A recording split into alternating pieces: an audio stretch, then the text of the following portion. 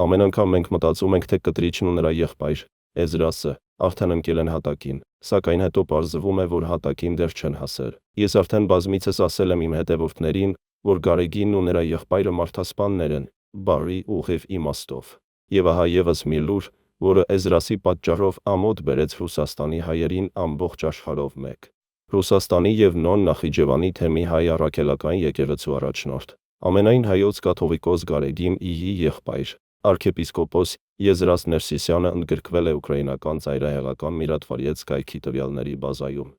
Ուկրաինան Էզրասին մեղադրում է Ուկրաինայի ինքնիշխանության եւ տարածքային ամբողջականության դեմ ոտնձգության մեջ, ինչպես նաեւ վարձկանների պատերազմ ուղարկելու եւ մարդկանց հավաքագրման կազմակերպման մեջ։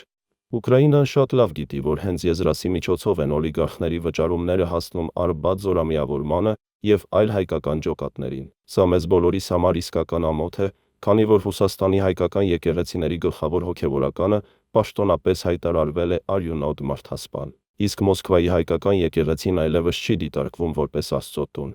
այլ մարդասպանների բույն, որտեղ վարձկաններ են հավաքագրում Ուկրաինայի երեխաներին սպանելու համար։ Ի դեպ, բազմաթիվ ռուսաստանահայեր դադարել են այցելել Եզրասի եկեղեցի, որովհետև այնտեղ տիրում են գողություն, սուտ եւ մահ։ Եվ ահա տեսեք, 42 միլիոն ուկրաինացի arczepiskopos Էզրասին հայտարարել է իրենց թշնամի, եւ սա անտանելի ամոթ է այն բոլոր հավատացյալների համար, որոնց եկեղեցում նստած է Էզրասը։ Ուկրաինան ճիշտ է, Էզրասը սատանայի ներկայացուցիչն է եւ մեղավոր է Ուկրաինայի վշտի մեջ։ Այժմ ոչ ոք այլևս չի կասկածում, որ arczepiskopos Էզրասը ոչ մի կապ չունի Աստծու հետ եւ հանդիսանում է ՖՍՊ գործակալ,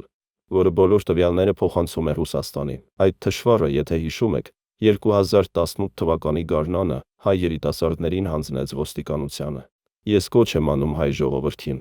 մի լռեք եւ մտածեք, թե ինչպես ենք մենք ապրելու այս ամոթի հետ։ Ինչպես նայել մարդկանց աչքերին, երբ մեր եկեղեցին դարձել է զինված խմբավորումների ապաստարան, որոնք մեկնում են սպանելու Ուկրաինայի անմեղ երեխաներին։ Կասկած չկա, որ այս օրերին բոլոր իրական հավատացյալները Աստծուն աղոթում են,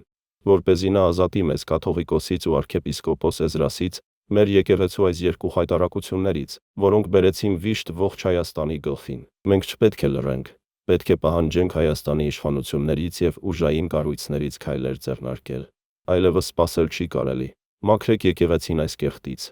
Հեղինակ՝ Ռոման Բաղդասարյան,